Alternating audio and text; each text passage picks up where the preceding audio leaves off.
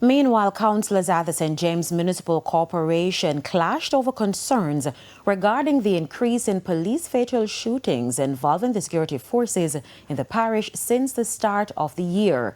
Councillor for the Granville Division, Michael Troop, pointed to the cases where he believes the residents have been killed after they surrendered.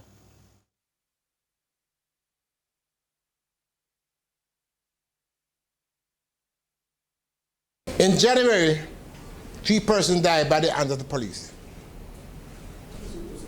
The start of the year, Mother's Day, a 17-year-old boy was shot by the police. Even if the person found with a legal firearm, he did not tap the police. He begged for his life on the spot.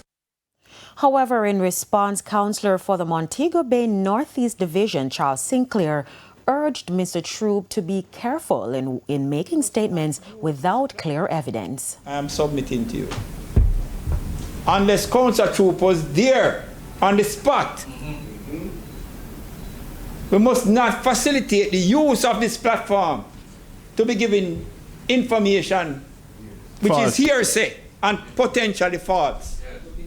You are not supposed to do that. But no. Hold on a second. So Hold on, members. I am not saying that Councillor Troop mustn't say anything he wishes to say, but he must not use the platform unless he was there as an eyewitness and able to say that. Right?